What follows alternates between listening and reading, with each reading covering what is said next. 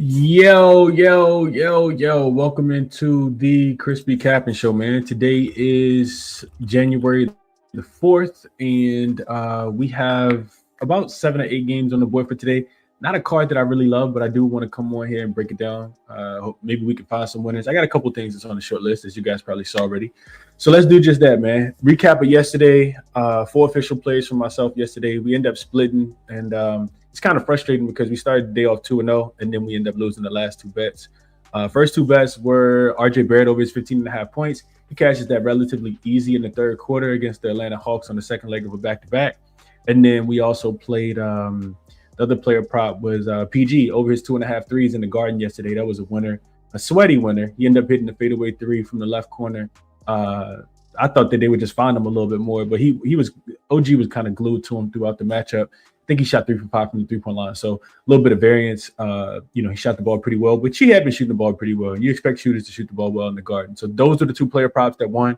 The 2 losers were a frustrating Portland team total under 114.5. They finished with 115. And I didn't know that Victor Wembanyama wasn't going to play when that news got announced. I just saw that Jeremy Grant was out, so kind of got to that one late. But it was a happy to play because I was going to add more size.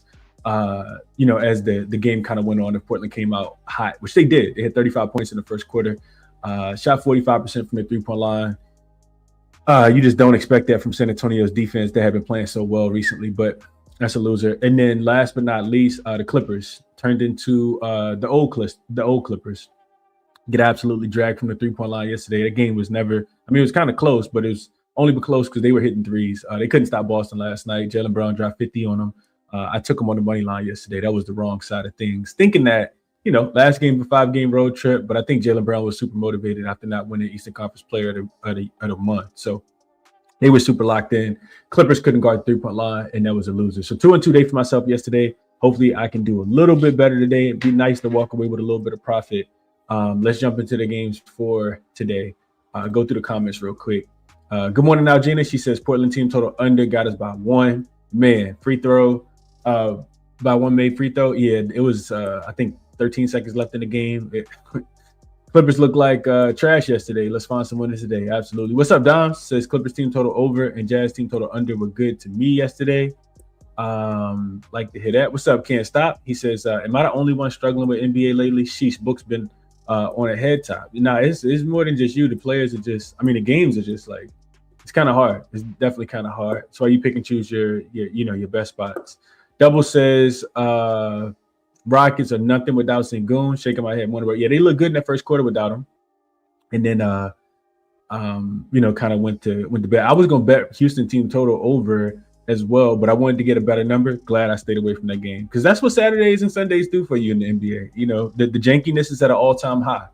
Vaughn says you had some great looks yesterday. Even the leans were right there. Nas threes were a great call. Yeah, he did go over his 3-point prop. I didn't bet it though, but he did go over his 3-point prop. What's up, Brian? He says 76ers came through. Other than that, let's find it today. Love to hear that. H. Joe says Maxey and Brunson hit 25 over. Love to hear that. 77 figures cash with the Sixers. He said was easy work yesterday. VJ and Maxey best backcourt in the East. They've been absolutely hooping, man. VJ was in his bag yesterday, and Maxey loves playing in the Garden for some reason. And B said he loves playing in the Garden too. What's up, Itachi? Appreciate you for tapping in. Says happy to catch a live. Let's get some bread. Let's do it, man. Let's jump into it. So yesterday, so Jackson is the first thing that we always talk about. Sports betting, AI sports betting tool. You guys can utilize it for player prop, size totals, team totals, first half bets, you name it, a little bit of everything. And, you can handicap everything with Jackson as well, not just the NBA. So yesterday, Jackson liked the Houston Rockets minus 7.5. Of course, that was with Sengun being in. He played, I think, just a few minutes, and then he was out. So that was a loser. Atlanta-Toronto over the 235.5 was just a sweat-free winner. Atlanta defense reversed back to normal after the big winning against the Knicks in the Garden. And Toronto runs it up. They don't really have to play much defense because they're just scoring so much. So that was an easy winner over the 235.5. So 1-1 split for Jackson yesterday. As far as today, Jackson likes, let's see. So the first look, I asked Jackson the same prompt.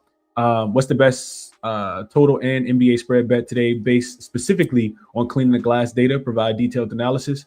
So Jackson likes the Thunder minus the 9. I feel like Jackson always likes the Thunder. It says OKC enters this game on a 4-game winning streak, most recently decimating the Warriors by 37. Shai Gilgeous-Alexander is playing at the MVP level, averaging 32.1 points per game. Phoenix is dealing with significant injuries to Jalen Green, and Grayson Allen is listed as questionable. While Devin Booker has been excellent, 25.7 points, he struggled from deep, just 29% from the three-point line. The Thunder have won 8 straight head-to-head matchups against the Phoenix Suns, including 2 comfortable wins already this season. Phoenix simply hasn't shown the ability to crack the Thunder's number 1 ranked defense, which allows just 105.8 points per 100 possessions. So that's the first look. It also talks about the statistical dominance for the Oklahoma City Thunder. They have a plus 16.4 net rating, which is highly dependent upon their number 1 defensive rating, which is 103.4. They also rank number 1 in turnover percentage. Conversely, the Suns rank 17th in net rating, 16th in defensive rating. There's some more stuff here. I'm not going to read all of it. The next one is the New Orleans Pelicans and the Miami Heat under the 245.5. So it says, while both teams have shown flashes of offensive production, the current total of 245.5 is significantly inflated given the massive injuries listed and the defensive identity of the Miami Heat. So the Miami Heat rank 5th in the NBA in defensive rating at 111.9 while they play at a high pace.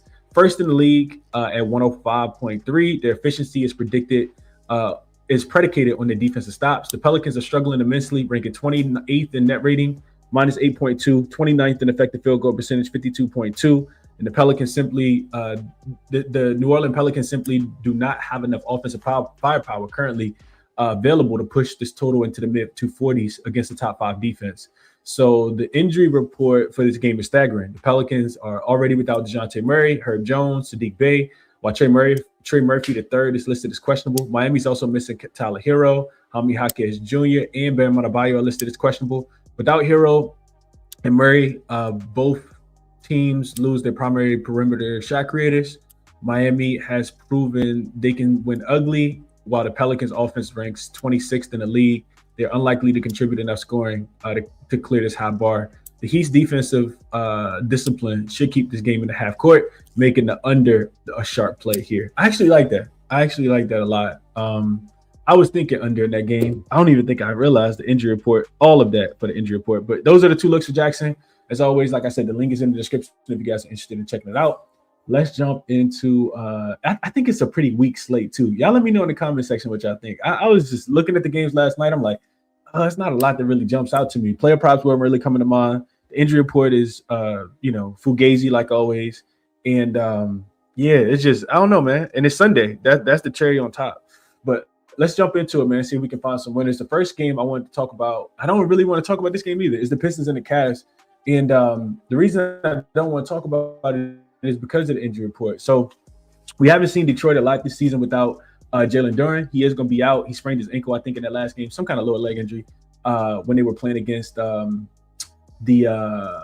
Miami Heat in that last game and didn't return.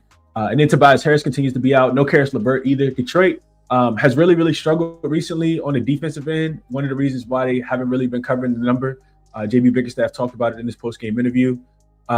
So don't really like the spot here too much for Detroit. It is a revenge game for them. They did lose by 19 in Detroit to start the season. This is when Cleveland was a little bit more healthier. So first leg of back-to-back for Detroit as well. They got the Knicks coming to town tomorrow back in Detroit. And they're coming off the loss against the Miami Heat, of course. That was their first game back home off the West Coast road trip as well. And then for the Cavs, they have Jared Allen listed as questionable with an illness. That's super big in this game. Dean Wade is listed as questionable. Sam Merrill's listed as questionable. Like, you really cannot beat the injury report. Just craziness. Like it's kind of frustrating. Anyway, the Cavs 7-14 against the number at home so far this season. This is their 3rd straight home game. They got a couple of days off of rest, so situational spot does kind of set up well for them here. Detroit, I looked at them off a loss this season, and they have been pretty good. I think if they're a dog coming off a loss, they're 3-0 straight up and against the spread. They are. They beat the Magic in this spot. They beat the Heat in this spot outright. And they beat the Rockets in this spot as well. And 2 of those games were on the road as well. So I I just find it difficult. I looked into the projections without, Jalen Duren on the floor, and it looks like the Detroit offense actually takes a hit. I think they average 120 points per 100 possessions with Jalen Duren on the floor and 115 without him. And the reason I didn't bring up defense is because the defensive rating stays about 110. So as much as I, would like to bet over, I do think Detroit offense could take a step back here without Duren, without Tobias Harris. I'm not sure how much I expect Detroit to be able to play a little bit of defense in this game, especially with Cleveland, who could potentially be healthy. If you add Dean Wade, Jared Allen gets ruled in, and Sam Merrill, who's listed as questionable. So I'm not really sure what to do with the game, especially based on the injury report. I know Detroit has, is the team with the better record, but they just haven't really been covering enough for me. I kind of lean Cleveland minus the 4.5. They played around with their food against against Denver in their last game. I think that they'll look at Detroit, see that they have the better record, and want to play a little bit better in this game. So it's hard to play Cleveland at home. They've been terrible at home. I know that, but I think my gut telling me that they can win this game and cover the number at 4.5, especially with the injuries on the Detroit side of things. One other thing I wanted to mention real quick when I was reading about the game, Donovan Mitchell had a quote that I thought was pretty interesting. Last week I said that eventually you got to take this Cleveland team win total over, just because they are going to get right, and I think that was in one of these quotes right here from Donovan Mitchell. He says, let's see, where did I read it at? He said, so Donovan Mitchell says, I try and look at the positives, but we still got a long way to go. We've done it for 10, 11 days, but we've shown there's a different vibe, but we're at a time where we need to do it. It's January. It's time to put our foot on the gas. So it makes me kind of think, Cleveland, not having to travel at all in this spot. Maybe it's a look towards them. I don't really want to play any of the player props. Like Detroit has been a really good defensive team so far this season, but I'm not in love with any of their player props without Jalen Duren being out there to anchor the rim. Like typically you want to bet, a Jared Allen under his rebound prop, or, Darius Garland, because Detroit's top 10 defensive rated team. I couldn't really get there with any of that. Consider, Donovan Mitchell points. I think it was 28.5. He did go over in that first game. I think that the volume probably going to be there, but you kind of want to see what's going to happen with Merrill. You kind of want to see what happens with Dean Wade in this spot. So I ultimately stayed off of everything. I'll go through the comment section real quick and see what you guys are thinking, and then we'll keep it pushing, man. Let's see. Can't stop says Cash Julius Randle over his threes.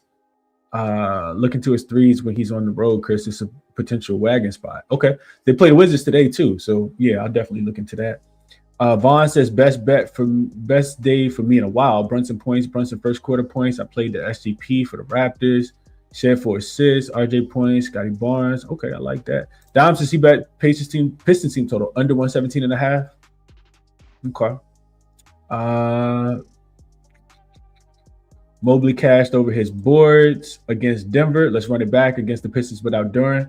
Chris says I considered Isaiah Stewart rebounds at 7.5 because he will start at center. They'll probably, I'm guessing, run Paul Reed at the backup 5. The reason why, going back to this look from Don's right here, the reason why I couldn't bet Pistons team total under, which is not a bad look at all, is because Duren is already out. If Jared Allen is out, I wrote this in my notes too. If Jared Allen is out, this could be a track meet type of game. I'm talking about up and down. Like this could clear 250. Especially with Detroit being on the first leg of a back-to-back. If they, come out and, are lackadaisical on the defensive end because they got the Knicks tomorrow, which we have seen, happen before, especially with these teams playing first leg of back-to-backs, this could be a track meet type of game. So I'm not disputing this play from Doms. I just think that, you gotta take it with a grain of salt and really kind of wait on that injury report. Big track meet type of game. If Sam Merrill gets ruled in, Jared Allen gets ruled out. Boy, it could be a track meet type of game. We shall see though. Cavs in the under double says, I'm not sure. Evan Mobley double for LJ. I can definitely see that. 77 figures is Cavs off they meds. I can't bet games they're involved in currently. Bet at your own risk says, what's good, Chris? I'm fading the Cavs team total points under. They're 3-2 to the under in the last 5 games. Detroit 8-2 last are 8-2 the last 10, I think, to stopping teams to score, and 5-2 on the road last 7. Okay. Let's see. H. Joe says when a big player goes out, the team usually wins the next game, at least this season. Been like that, I think. Yeah, I couldn't talk you off of that angle. H. Joe, I just think the Cavs are pretty motivated to stack the wins in this spot. I don't mean that they're gonna cover the number though. And Jay Hank, I make the over sound real good until Jared Allen gets ruled out. I'm sorry, Jared Allen gets ruled dead, and Sam Mill gets ruled out, and then the Cavs offense is not as good. And the game goes under. So you just playing Russian roulette with the injury report pretty much every single game, which is why I don't really like this slate. But I think that's enough on this one. I gave you guys my thoughts. Probably won't end up betting anything, but if I do, it'll be predicated on the injury report. All right, next one up is the Pacers and the Magic. I know you guys are probably thinking, why is Chris still continuing to talk about Pacers games? Well, it's because both of these teams actually stink. The Indiana Pacers are, absolutely atrocious, especially recently. They will be without Benedict Mathurin to add to that injury report of Obi Toppin, Tyrese Halliburton, and Isaiah Jackson. Probably a few more minutes for Ben Shepherd. I thought Aaron Nesmith could potentially get a few more minutes as well. And then on the Orlando side of things, they will continue to be without Jalen Suggs. Now, Mo Wagner and Franz are actually supposed to come back, I think, this upcoming week. This was a spot where, I think, the Pacers are absolutely trash, right? And actually, they've actually lost 11 in a row. So a loss today would actually tie their franchise record for longest losing streak in franchise history. So the Pacers got something to play for. They've been stuck on 999 wins for Rick Carlisle, I think, since the 8th of December. It's been a long time since the Pacers have won a game. But when they were at home as a dog a couple of days ago, I think this was last week or earlier this week. I can't remember when these two teams just played, but I know it's recent. Both teams only played one game since. Pacers lost, didn't cover against San Antonio. Orlando lost and didn't cover against Orlando, laying points. Lost against the Bulls, laying points on the road. So now you get the Magic back at home. And in that game, the Pacers had every chance to win. They had a chance to win that game outright. Lost by 1 on a Paolo Banchero jumper to win the game. The Pacers have been good on the road, only 6-10 against the spread. They're 7-3 against the spread in their last 10 games. But Orlando also hasn't been good, right? Only 7-9 against the spread at home. They're 2-8 against the spread in their last 10 games. First game home after a 3-game road trip. They've actually played 7 of the last 10 games on the road. Not a great spot for Orlando coming off the loss to Chicago Bulls. I keep saying Pacers eventually. I'm going to eventually play them. I think this could be the spot, man. I just think it's a tad bit too many points. This line was at 7, and it's come down, and I agree with it coming down. I don't like that, now you're without Benedict Mathurin. I also think that the total is too high. I think Orlando continues to struggle to score. I think the Pacers, the worst offense, second worst offense in the NBA, continues to struggle to score as well. So I like under 228.5. And I also like, from a player prop perspective, I'll show you guys what I like as well.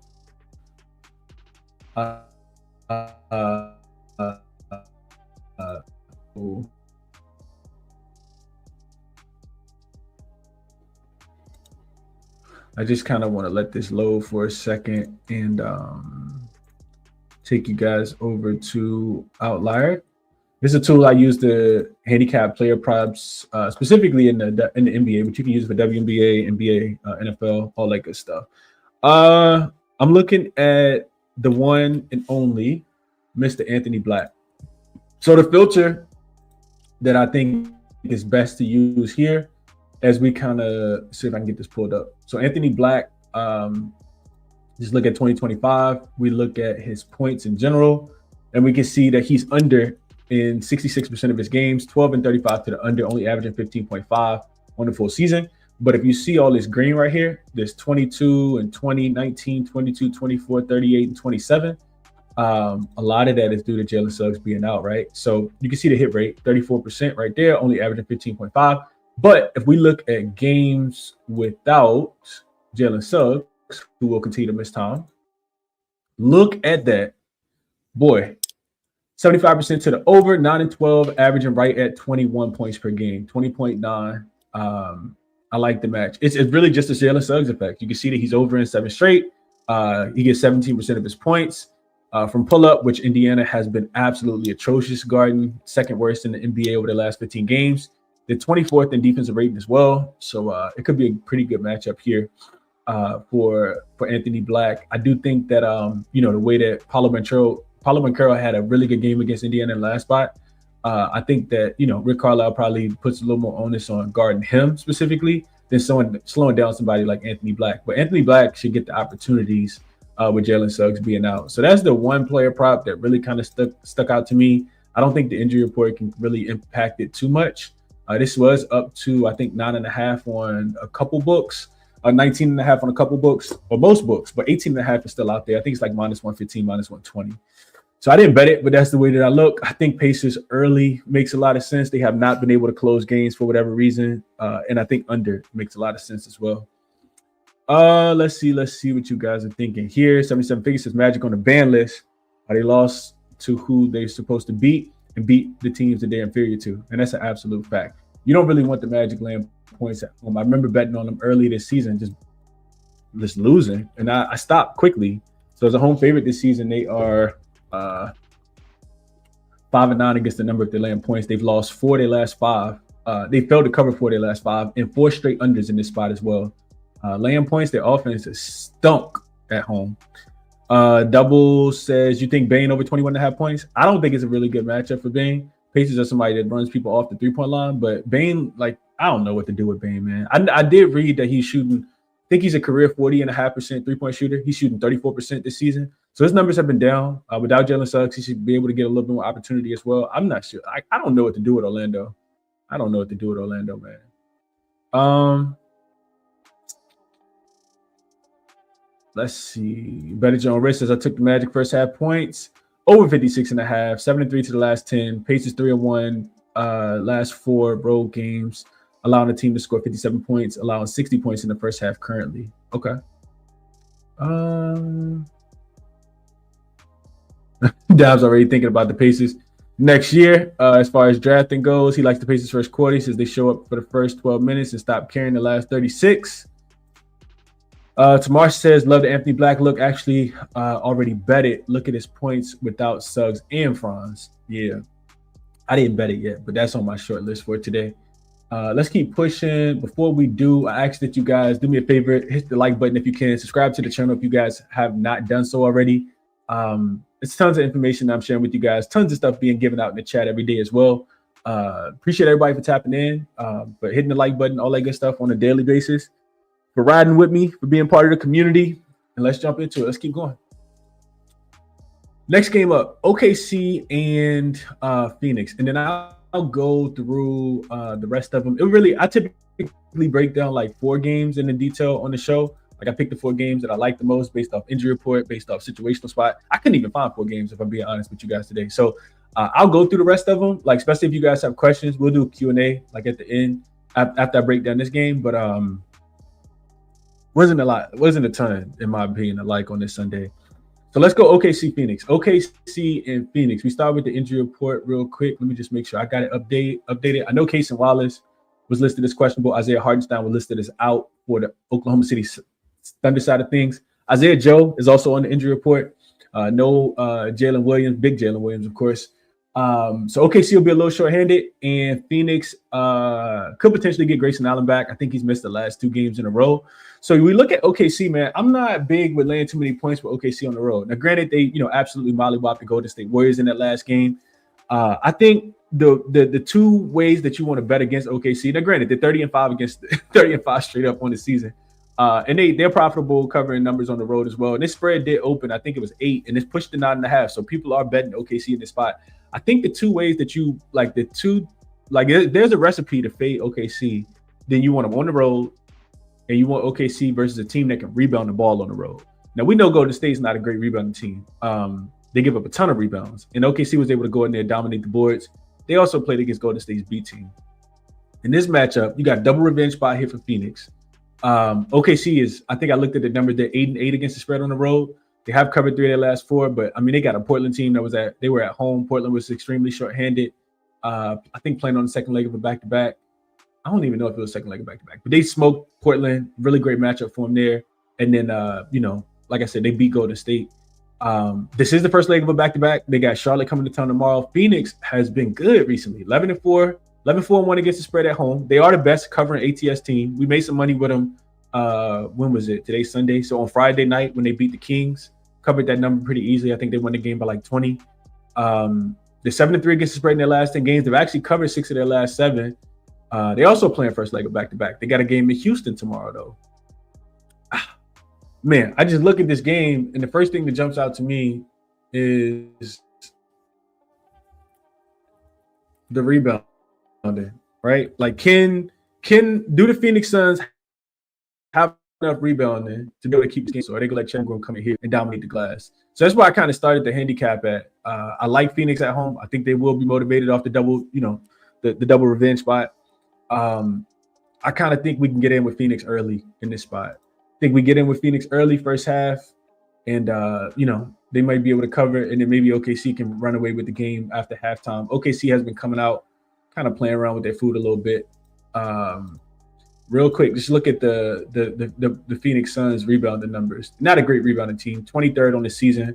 We look at them last 10 games. Phoenix is 15th in rebounding, tied with OKC. Offensive rebounds, Phoenix is 5th. Defensive rebounds is where they give up a ton of chances. They're 25th. So don't really like that too much, but I do like teams that can go in there and get offensive rebounds. I think without Isaiah Hartenstein being there, maybe OKC comes out, plays around with their food a little bit in this game.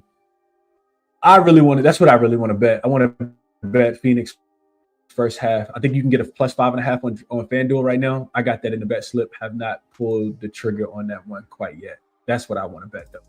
And if I like Phoenix to cover, I think you got to look at somebody like Mark Williams.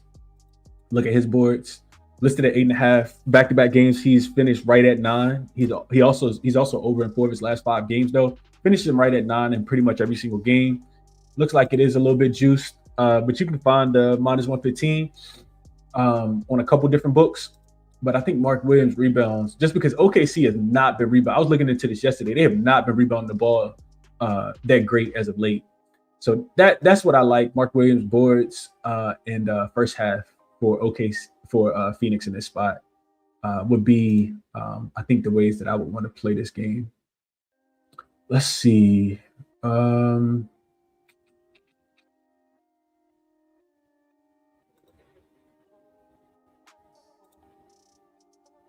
Yeah, that's the way. I think those are the 2 ways I want to play. Let's see what you guys are thinking here.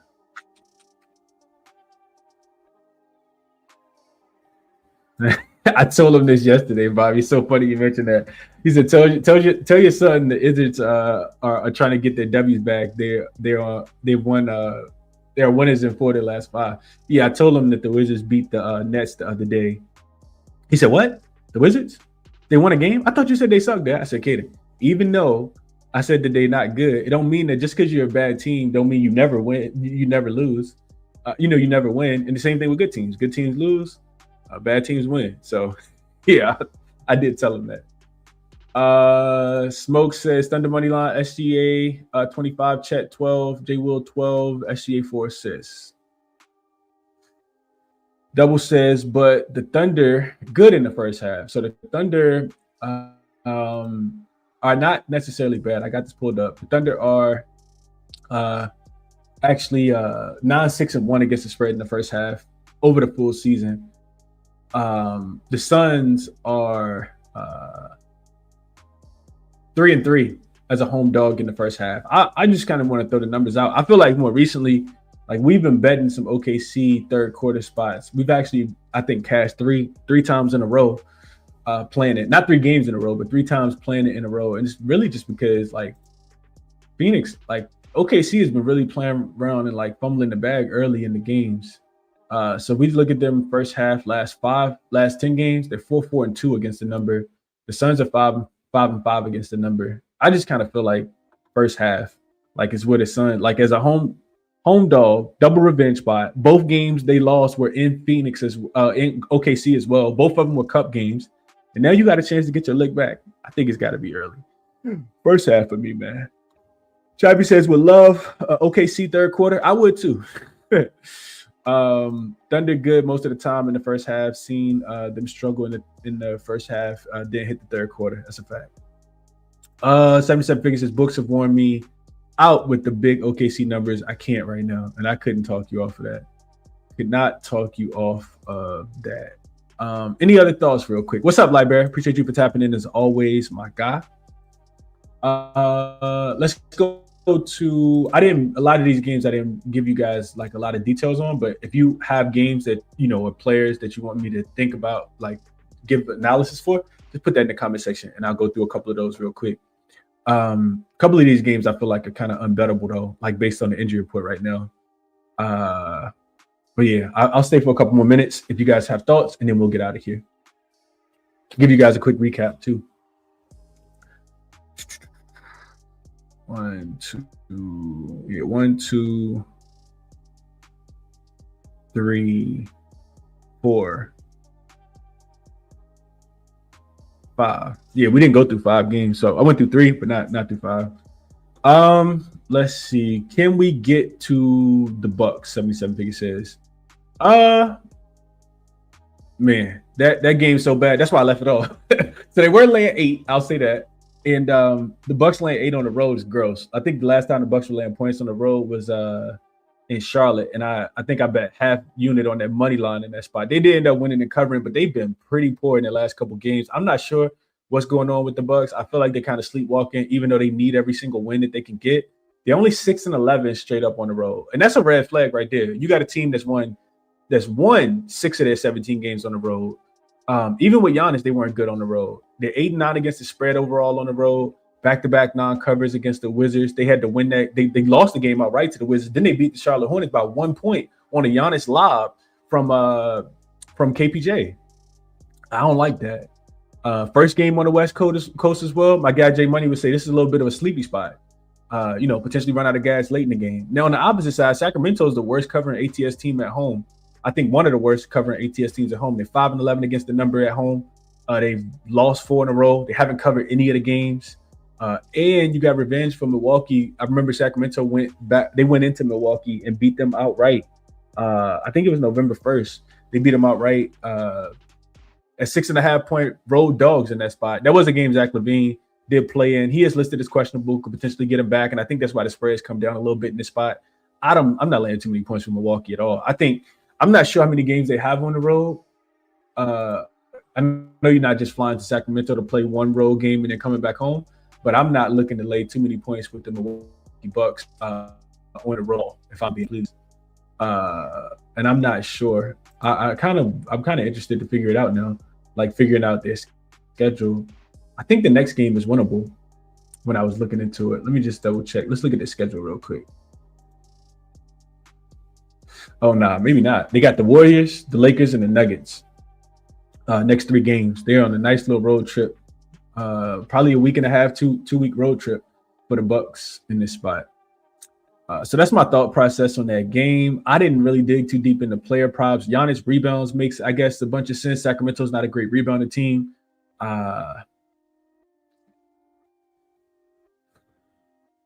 Maybe a 3-point prop for Sacramento. Milwaukee funnels a lot of stuff to the rim. So if you can get hot against the Bucks. I'm not sure who that 3-point shooter is going to be. Maybe Keegan Murray. Not sure. Double says, you think Anthony Edwards 3 is a good look today? Not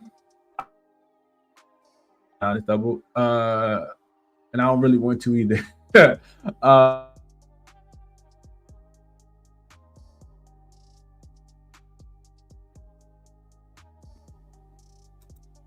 Let's talk about the Wizards defense.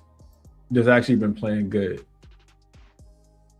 When I say good, take that with a grain of salt. But last 3 weeks, they are 9th in defensive rating, 2nd in opponent effective field goal percentage. Still not forcing any turnovers, 3rd fewest. Still giving up a ton of offensive rebounds, 6th most. But they also aren't fouling a lot as well. 3-point defense for the Wizards, actually top 10. 8th in opponent 3-point accuracy, 6th in opponent above the break 3-point accuracy, 14th in corner 3-point accuracy for their opponents. So Wizards actually playing a little bit of defense. Transition defense has been there for them as well. Minnesota plays slow. Minnesota is 22nd in offensive efficiency. Yeah, I don't think I would play. I mean, Anthony Edwards shoots so many threes, though. It's kind of tough. I don't think I would play him over his 3-point prop. Maybe so, though. I feel like they're gonna sleepwalk through this game. Not a strong opinion, if I'm being honest, though. Timothy says Pelicans and Heat over. No, under would be my thought process. Jackson talked about that one. I like the analysis of Jackson, but I think you need to clear the injury report, right? You need to know what's going to happen with Derek Queen. You need to know what's going to happen with Trey Murphy. I don't like this Pelicans offense on the road without Sadiq Bey, without Herb Jones. Miami on the second leg of a back-to-back. They kind of let that game get away from them yesterday against Minnesota. So I wouldn't play over, in my opinion. Pelicans make a ton of sense when I look at it from a trends perspective. Miami doesn't cover as a big home favorite. And the Pelicans have been good as road dogs. I think getting 5 points or more, or maybe it's a little bit more than that. They are as road dogs with the rest advantage. I think they're 2-0 against the spread. But I want Derek Queen in. I want Trey Murphy in. I want Herb Jones in, who's not going to play. And I need Sadiq Bey in. I'm not messing around with the Pelicans. They've lost 6 in a row, haven't covered any of them. 7-3 to the under. Their offense is kind of falling off a cliff, which is why I kind of like the under in that spot. Miami had actually been playing well. They ran into a Miami team yesterday, a Minnesota team yesterday that got challenged by Coach Chris Finch after losing to Atlanta and getting smoked early in that game. So that's my thought process on that game. Bucks minus 6.5 as long as Giannis plays. 77 figure says Giannis versus the Kings is a circle spot. He's killing them. He's been killing them for years. What's up, Boogie? He says late to the party. Boogie says, he said, I know the Bucks game suspect, but they may have a odd trend to the over historically. I would bet over. I'm not betting. I'm not laying points. I could see over though. Brian says, Chris, Jake LaRavia cashed against the Grizzlies last game. We go back to it. Yeah, I think Jake LaRavia just makes a ton of sense without Austin Reeves. The minutes have been there for Jake LaRavia. He should get the minutes. I don't think they're going to make a bunch of adjustments to Jake LaRavia specifically. Bucks are not coming off a loss, Rick. They're coming off a win. They won their most recent game on the live against the Hornets, right? Am I tripping? Yeah, they're not coming off a loss. Kevin Porter over his rebounds and assists still cashing, Quee says. Okay. 77 Vegas as well. They should dominate the Kings. Kings is playing basketball like at the YMCA. That's a fact. Sacramento on my do not bet list. Yeah, they on mine too. I'm not betting them. Mark says, good morning, Chris and chat. Looking at Denver minus 2.5. Quick thoughts. So what's up, Mark? I think we want to see what happens with the injury report. I actually, Mark, wanted to buck the trend and bet the under. So it's at 218.5. It goes up to 226.5 now.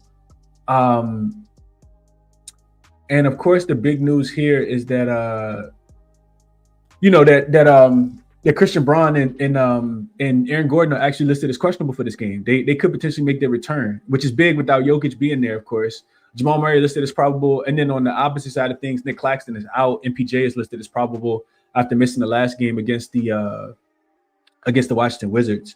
So Denver has actually covered both games without Jokic, which I think I told you guys historically since 2023. It's a crazy ATS record without Jokic when they're getting points. Now they're laying points though. So 13-6 straight up on the road, 11-8 against the number, 5th straight road game, back-to-back covers versus Toronto and Cleveland. And it's the first leg of a back-to-back. If they win today, you probably fade them tomorrow against the Philadelphia 76ers. They'll be in Philly tomorrow. It will be Philly's first game back home, coming off a couple big wins in a row, but Philly's is playing really good right now. Brooklyn had actually been playing good as well. They had won 3 in a row. Since then, they've lost 3 in a row. They haven't covered any of them. Lost to Golden State, lost to Houston, lost to Washington. They were shorthanded in a couple of those games without some key rotational players. From a matchup perspective, I don't think I looked too deeply into it because I wanted to see what's going to happen with Christian Braun and Aaron Gordon.